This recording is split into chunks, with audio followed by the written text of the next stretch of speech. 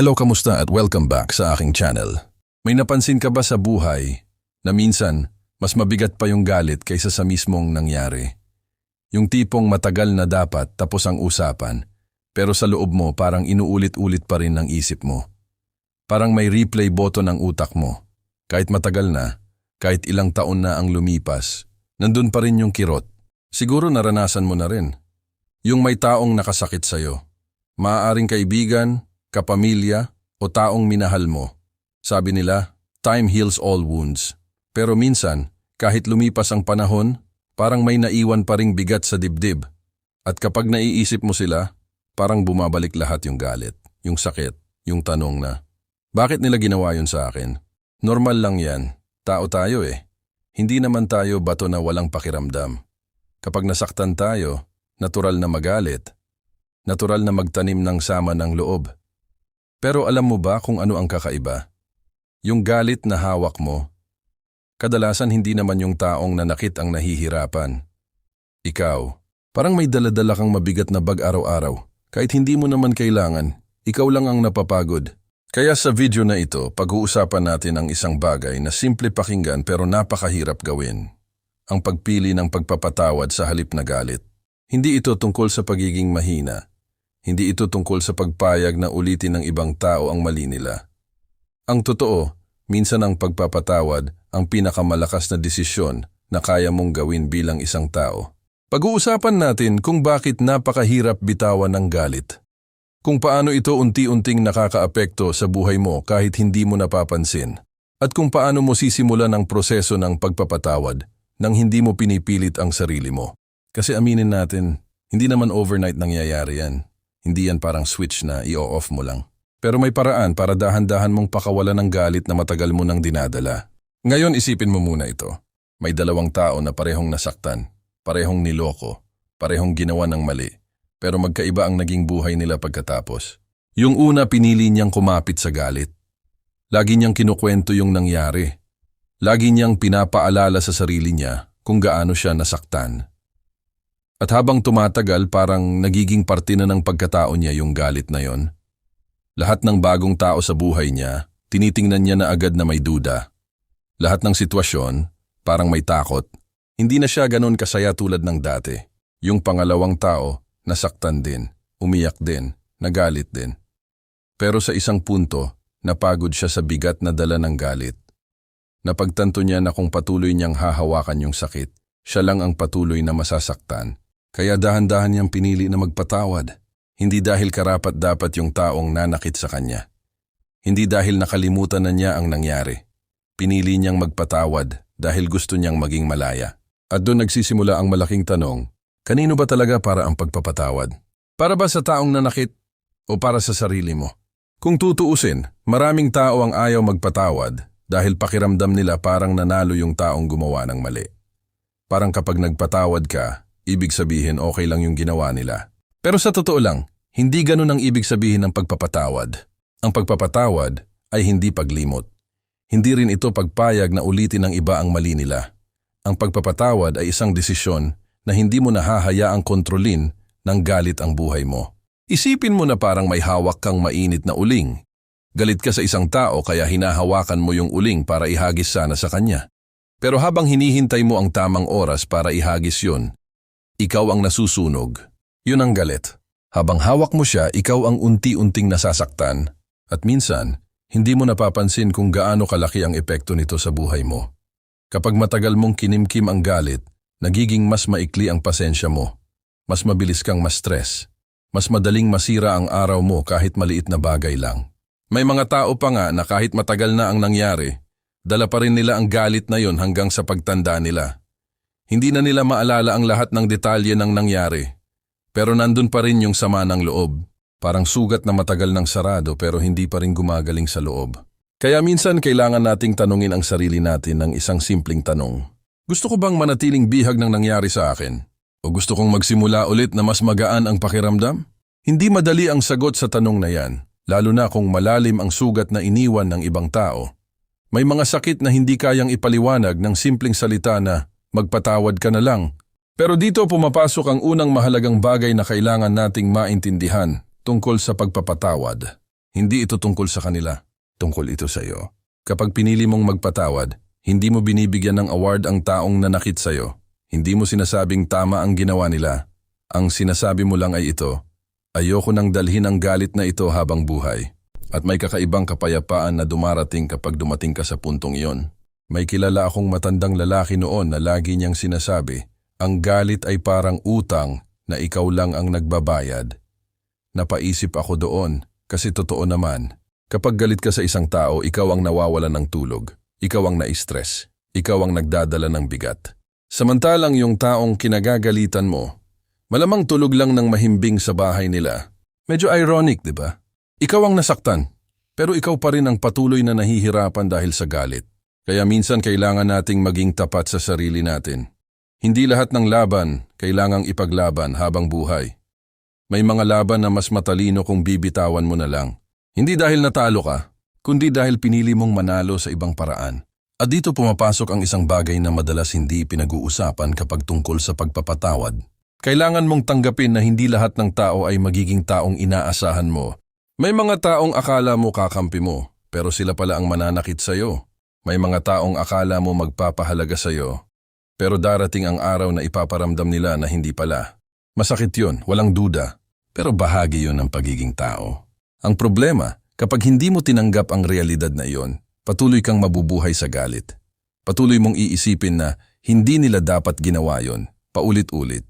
Pero kapag dumating ka sa punto na masasabi mong, oo, mali ang ginawa nila, pero ayoko nang sirain ang buhay ko dahil doon nagsisimula ang tunay na pagpapatawad. Hindi agad, hindi instant, pero nagsisimula na.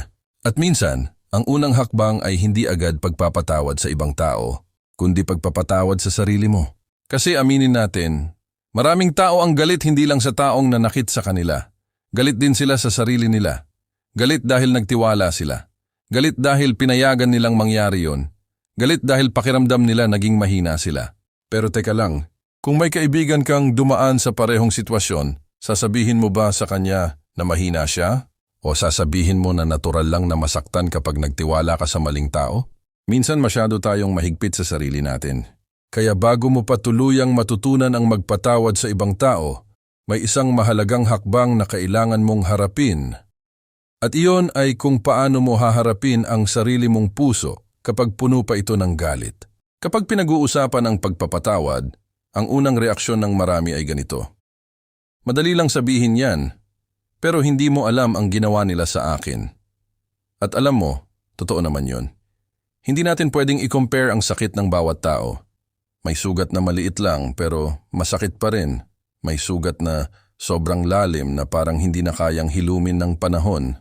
Kaya kung may galit ka pa sa puso mo ngayon, huwag mong isipin na mali ka. Huwag mong pilitin ang sarili mo na parang may deadline ang pagpapatawad. Hindi yan parang project na kailangan matapos bukas. Ang pagpapatawad ay parang paghilom ng sugat. May mga sugat na mabilis gumaling. May mga sugat na kailangan ng mahabang panahon. Pero may isang bagay na kailangan mong maintindihan. Kung gusto mong gumaling ang sugat, kailangan mong tigilan ang pagkamot dito. Alam mo yung pakiramdam na paulit-ulit mong binabalikan ang nangyari? Parang detective ang utak mo. Iniisip mo kung ano sana ang ginawa mo, kung bakit nangyari yon, kung anong sinabi nila, kung anong ibig sabihin ng bawat detalye. At habang ginagawa mo yon, parang bumabalik ulit ang sakit, parang nanonood ka ng parehong eksena ng pelikula araw-araw. Ang problema, habang ginagawa mo yan, hindi ka gumagaling, mas lalo ka lang napapagod. Kaya minsan, ang unang hakbang sa pagpapatawad ay hindi agad pagsasabi ng pinapatawad kita. Ang unang hakbang ay pagtigil sa paulit-ulit na pagpaparusa sa sarili mo sa pamamagitan ng alaala. Hindi mo naman mababago ang nangyari.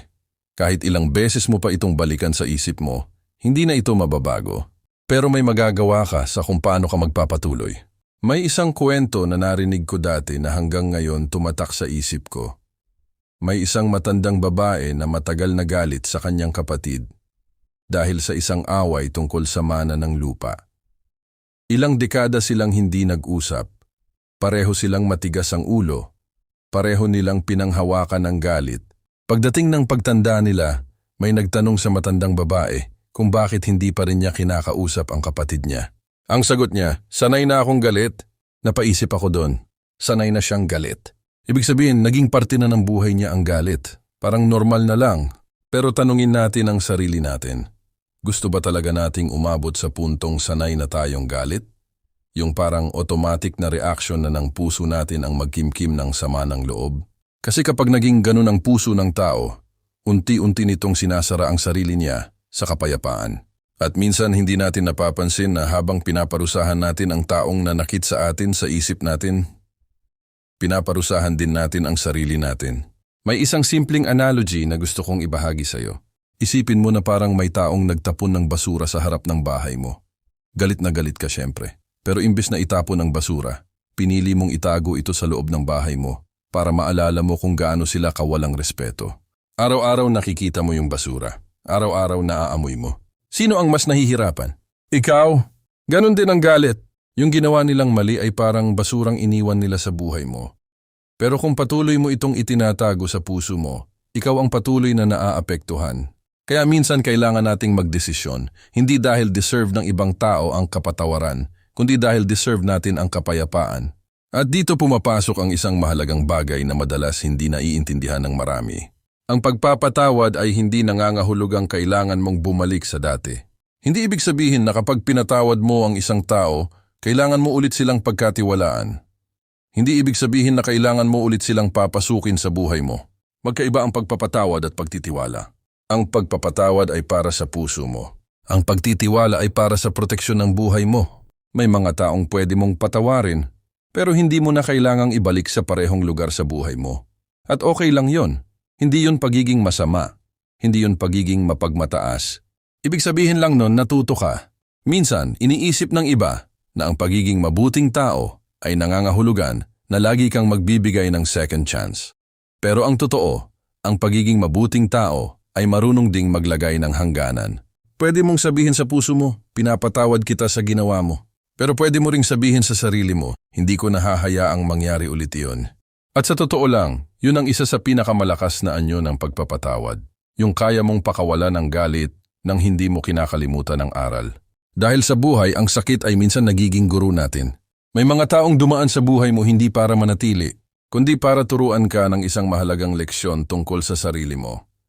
Tungkol sa boundaries. Tungkol sa kung sino ang dapat mong pagkatiwalaan. At kapag tiningnan mo ang mga karanasan mo sa ganitong paraan, may kakaibang pagbabago na nangyayari.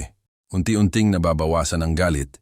Hindi dahil okay na ang ginawa nila, kundi dahil naiintindihan mo na hindi mo kailangang dalhin ang bigat na iyon habang buhay. May isang simpleng tanong na gusto kong itanong sa iyo ngayon. Kung patuloy mong hahawakan ang galit na ito sa loob ng 5 taon, 10 taon o 20 taon pa, sa tingin mo ba magiging mas maganda ang buhay mo? O baka mas gagaan kung dahan-dahan mo na itong pakakawalan? Hindi ibig sabihin na bukas agad mawawala ang galit. Hindi ganun ang proseso. Pero bawat desisyon na hindi mo na pinapalaki ang galit sa puso mo, bawat desisyon na hindi mo na inuulit ang sakit sa isip mo, bawat desisyon na pipiliin mo ang kapayapaan kaysa paghihiganti, yun ang mga maliliit na hakbang patungo sa tunay na kalayaan ng puso. At habang tumatagal, mapapansin mo na may mga bagay na dati sobrang bigat, ngayon parang hindi na ganun kalakas ang epekto sa'yo. Parang may espasyo na ulit sa puso mo para sa mas magagandang bagay, para sa katahimikan, para sa bagong simula. At kapag dumating ka sa puntong iyon, may isang mahalagang bagay na mapapansin mo tungkol sa mga taong tunay na marunong magpatawad. At iyon ay kung paano nagiging mas magaan ang kanilang buhay kumpara sa mga taong patuloy na kumakapit sa galit. Kapag tumatanda ang tao, may isang bagay na unti-unti niyang napapansin tungkol sa buhay. Hindi pala lahat ng laban kailangang ipanalo. May mga laban na mas matalino pang bitawan kaysa ipaglaban. At madalas, ang isa sa pinakamabigat na laban na dinadala ng tao ay yung laban sa loob ng sarili niyang puso. Yung galit na matagal nang nandyan. Napansin mo ba? May mga taong kahit simpleng usapan lang, bumabalik agad sila sa mga lumang sugat. Parang may file cabinet ang isip nila na puno ng mga lumang away, lumang pagkakamali, lumang betrayal. At kapag may maliit na trigger lang, bubuksan nila yung cabinet na yon at ilalabas ulit ang lahat. Parang kahapon lang nangyari. Habang tumatagal, hindi nila napapansin na hindi lang yung isang tao ang naapektuhan ng galit nila. Pati ibang tao sa paligid nila, pati pamilya nila, pati sarili nilang kapayapaan. Kaya may isang malaking katotohanan na kailangan nating tanggapin tungkol sa galit. Hindi ito marunong pumili kung sino lang ang sasaktan. Kapag pinatira mo ang galit sa puso mo, hindi lang yung taong kinagagalitan mo ang naapektuhan. Minsan pati ang mga taong mahal mo. Kaya may mga magulang na nadadala ang galit nila sa trabaho pagdating sa bahay. May mga tao na dahil sa isang betrayal noon, hindi na marunong magtiwala sa mga bagong taong pumapasok sa buhay nila. Parang may pader na nakapaligid sa puso nila. At sa isang banda, naiintindihan naman natin kung bakit. Kapag nasaktan ka, natural na gusto mong protektahan ang sarili mo. Ayaw mo nang maulit ang nangyari. Pero minsan habang ginagawa mo ang lahat para hindi ka na masaktan ulit, unti-unti mo ring isinasara ang sarili mo sa mga bagay na pwedeng magpasaya sa'yo. Kaya ang pagpapatawad ay parang pagbubukas ng bintana sa isang silid na matagal nang sarado. Noong una, medyo mahirap, parang may alikabok, parang hindi komportable. Pero habang tumatagal, papasok ang hangin, papasok ang liwanag, at unti-unti mong mararamdaman ang gaan. May isang matandang lalaki na nakausap ko dati. Sabi niya, noong mas bata siya, galit na galit siya sa isang dating kaibigan na niloko siya sa negosyo. Dahil doon, halos masira ang pamilya niya. Halos mawalan sila ng lahat. Ilang taon niyang kinimkim ang galit na iyon. Sabi niya, araw-araw niya raw iniisip kung paano niya mababawi ang hustisya. Paano niya mapapatunayan na mali ang ginawa sa kanya. Pero habang ginagawa niya iyon, napansin niyang parang unti-unting nawawala ang saya niya sa buhay. Kahit may mga magagandang nangyayari sa paligid niya, parang hindi niya ito ma-appreciate. Isang araw may sinabi sa kanya ang anak niya na hindi niya makalimutan. Papa, bakit parang lagi kang galit sa mundo? Napatahimik siya. Hindi dahil hindi niya mahal ang anak niya. Hindi dahil gusto niyang maging galit na tao. Pero napagtanto niya na matagal na pala siyang bihag ng galit na iyon. Kaya sa isang tahimik na gabi, nagdesisyon siya. Hindi niya kinuntak yung taong nanloko sa kanya. Hindi niya sinubukang ayusin ang relasyon nila. Hindi na rin niya hinabol ang apology na matagal na niyang hinihintay. Sa halip, sinabi lang niya sa sarili niya, ayoko nang dalhin ito habang buhay. At doon nagsimula ang pagbabago. Hindi agad-agad nawala ang sakit. Pero unti-unti, gumaan ang pakiramdam niya. Parang may mabigat na bato na matagal na niyang binibitbit. At ngayon lang niya naibaba. Yun ang tunay na kapangyarihan ng pagpapatawad. Hindi nito binabago ang nakaraan, pero binabago nito kung paano mo haharapin ang hinaharap.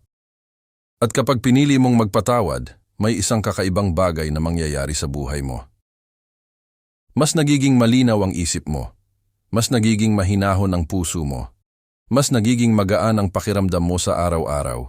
Parang may space ulit sa buhay mo para sa mga bagay na mahalaga. Para sa pamilya mo. Para sa mga kaibigan na tunay na nandyan para sa'yo. Para sa mga simpleng sandali ng kaligayahan na dati hindi mo napapansin dahil masyado kang abala sa paghawak ng galit. At minsan, doon mo rin mapapansin ang isang malaking aral sa buhay. Ang mga taong tunay na malakas, hindi yung mga taong marunong gumanti.